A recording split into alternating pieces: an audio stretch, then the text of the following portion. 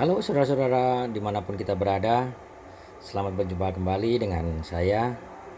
Dalam kali ini atau episode kali ini, saya akan mereview atau memaparkan tentang performan daripada PLTS yang telah saya bangun. Sekaligus saya akan mencoba untuk menganalisa PLTS yang sedang saya uji coba ini. Baik, untuk performan kali ini saya tetap menggunakan eh, tes daripada pompa kolam yang berkapasitaskan 60 watt. Di sini bisa kita lihat bahwa pompa kolam sedang menyala ya. Pompa ini dinyalakan dengan sumber energi PLTS yang sedang kita uji coba.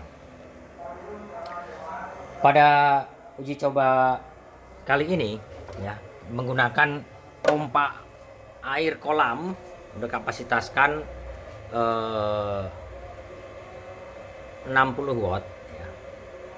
Di sini kita melihat performan daripada PLTS kita yang sedang kita bangun dan kita uji coba terus, bahwa dalam kondisi musim penghujan ini yang lebih banyak mendungnya daripada panasnya, itu dia mampu untuk menghidupkan pompa air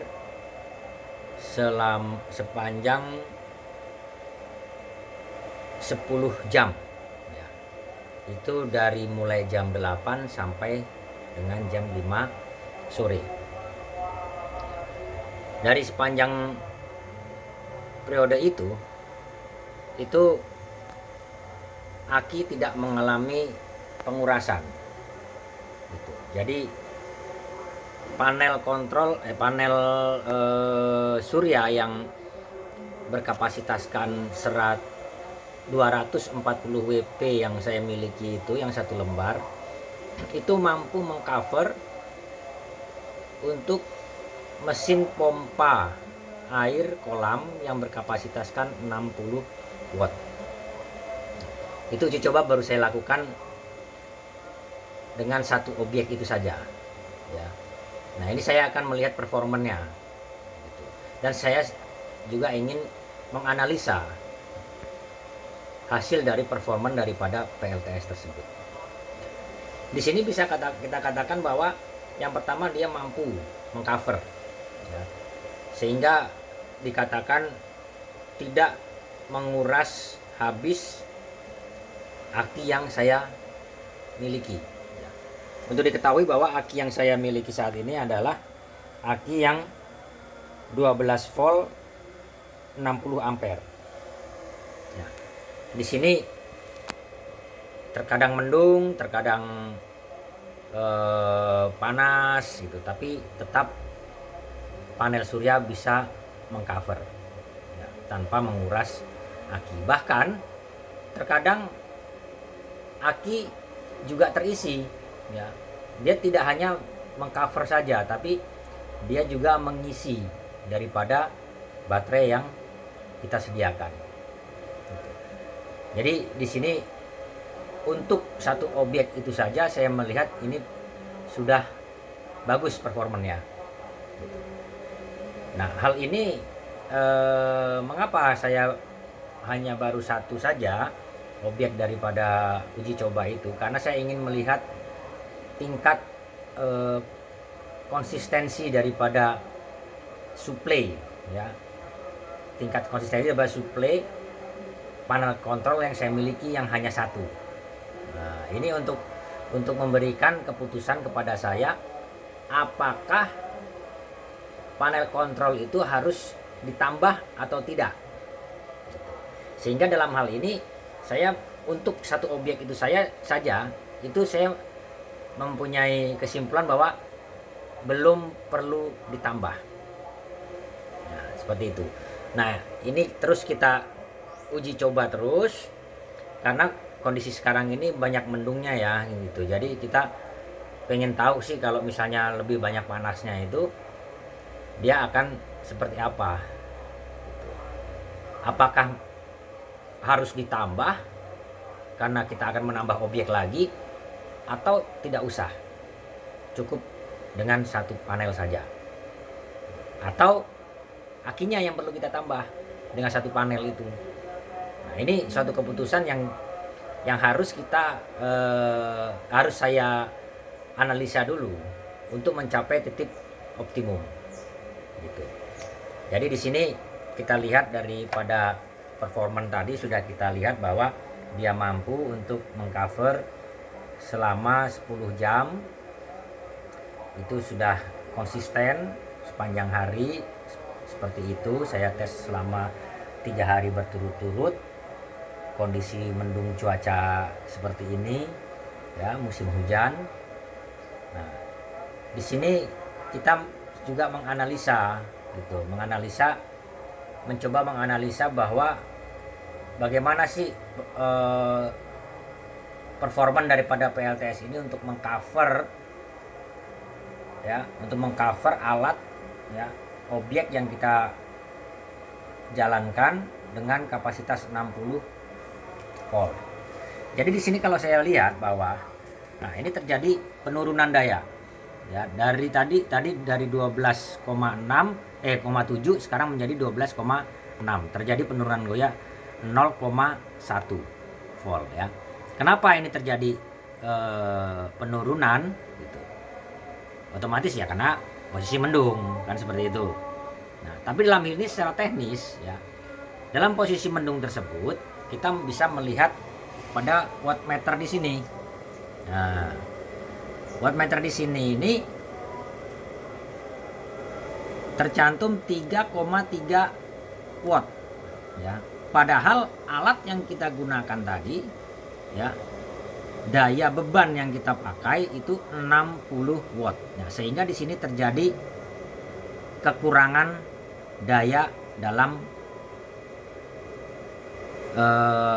kekurangan daya untuk mensuplai kebutuhan daripada energi yang kita pakai. Ya, harusnya 60 watt yang keluar, di sini harusnya masuknya lebih ya. Lebih dari 60 atau sama dengan 60, itu baru imbang. 60 watt di sini itu baru imbang untuk mensuplai kebutuhan energi dari beban 60 watt tadi. Ya. Kalau dia lebih dari 60, maka kelebihannya itu akan ditransfer ke aki untuk mengecas.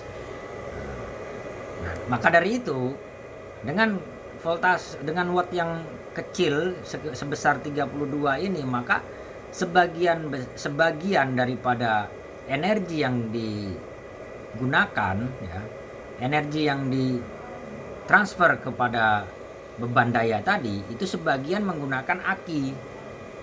Jadi sebagian menggunakan energi surya, sebagian menggunakan aki. Maka akinya tadi dia turun dari 12,7 menjadi 12,6 karena tersedot ya. Dan nah, ini tersedot. Karena di sini cuma 32, 33. Nah, nanti ketika panas dia akan naik menjadi 60 atau 60 watt lebih, maka nanti dia akan terisi lagi dan dia akan naik lagi. Nah, dalam kondisi seperti ini ya, maka yang terlintas dalam analisa kita bahwa panel itu harusnya ditambah 1 ya, dengan harapan kalau ditambah 1 dengan tipe yang sama, dengan ukuran yang sama ya, atau dikatakanlah dengan 240 WP ya, maka ini dalam kondisi mendung saat ini dia akan menghasilkan yang diharapkan 66 watt ya. Jadi sehingga kondisi mendung seperti ini ya, kita lihat kondisinya sangat mendung sekali ya. Kondisi mendung seperti ini dia masih mampu untuk mengcover seluruhnya ya. Si panel ini mampu untuk mengcover seluruh daripada kebutuhan energi yang dibebankan kepada pompa sebesar 60 watt tadi. Bahkan akan ada sisa, ya, katakanlah ada sisa 6, kalau ini kan 66, sisa berarti sisa 6 watt yang akan ditransfer ke aki. Nah, seperti itu analisanya. Jadi analisanya ketika mendung, ya, kondisi mendung untuk musim hujan gitu kan, seperti saat ini rata-rata kisaran ini 34, ntar naik 49, ntar naik 60, 70, drop lagi ke 34. Maka untuk menjaga aki supaya tidak cepat rusak, ya, tidak terkuras, ya, maka sebaiknya sih harus menambah jumlah daripada panel surya. Ya. Tapi di sini kenapa sih belum mau ingin melakukan penambahan, karena di sini selalu saya kontrol semendung apapun, ya, dia posisi voltase di sini itu tidak pernah menyentuh angka 11. Ya, paling rendah 12,2. Itu sudah di posisi jam 5 sore. Gitu. Jadi ketika kondisi, nah ini naik lagi, turun lagi, gitu kan.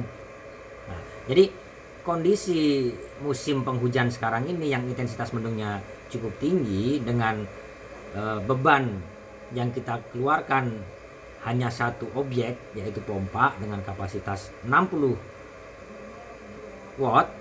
Itu kondisi di sini itu paling rendah di jam 5 pagi itu adalah 12,2. Jadi saya pikir aki belum terganggu, ya. Aki belum terganggu ininya, apa namanya, kualitasnya nantinya. Jadi saya belum memikirkan untuk menambah satu panel lagi, ya, sepanjang saya hanya menggunakan satu objek itu saja. Nah, seperti itu.